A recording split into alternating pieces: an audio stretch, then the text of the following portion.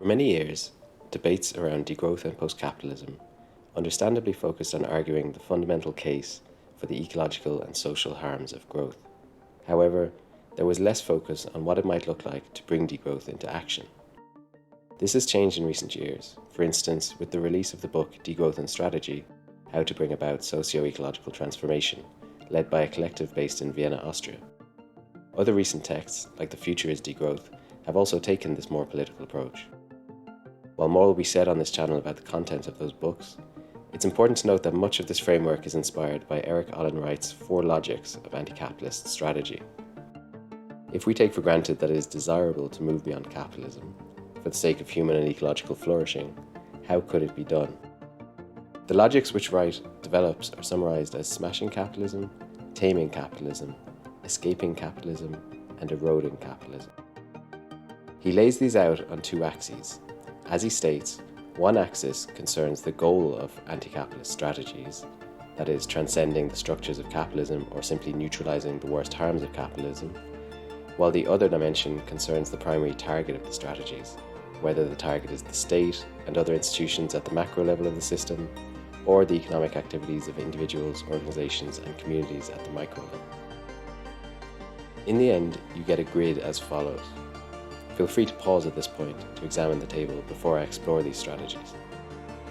Smashing capitalism comes from the belief, as Wright puts it, that capitalism is so rotten that the only hope is to destroy it, sweep away the rubble, and then build an alternative.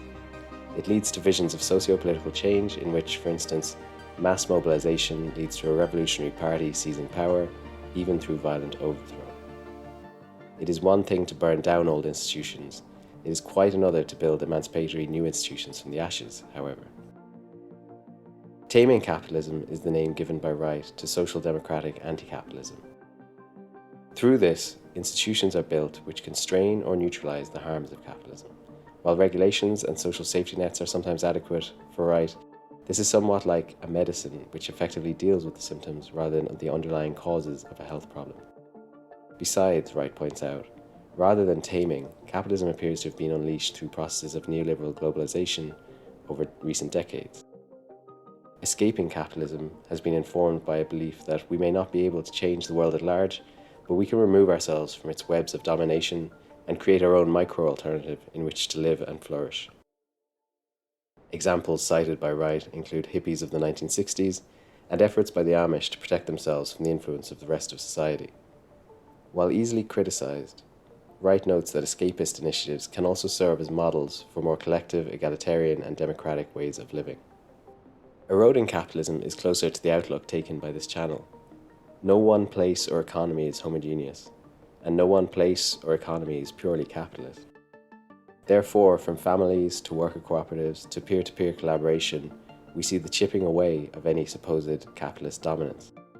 As Wright notes, one way to challenge capitalism is to build more democratic, egalitarian, participatory economic relations in the spaces and cracks within this complex system wherever possible, and to struggle to expand and defend those spaces. This sets off something of a chain reaction, whereby mutual support and solidarity allow this parallel economy to grow and thrive.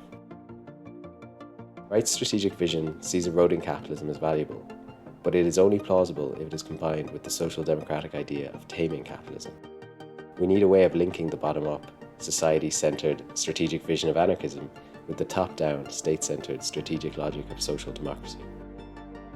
Erik Olin Wright's idea of real utopias provide a key site of change, wherever emancipatory ideals are embodied in existing institutions and proposals for new institutional designs. They are both constitutive elements of a destination and a strategy. Give up the fantasy of smashing capitalism, Wright implores us. We need to participate both in political movements for taming capitalism through public policies and in socio-economic projects of eroding capitalism through the expansion of emancipatory forms of economic activity.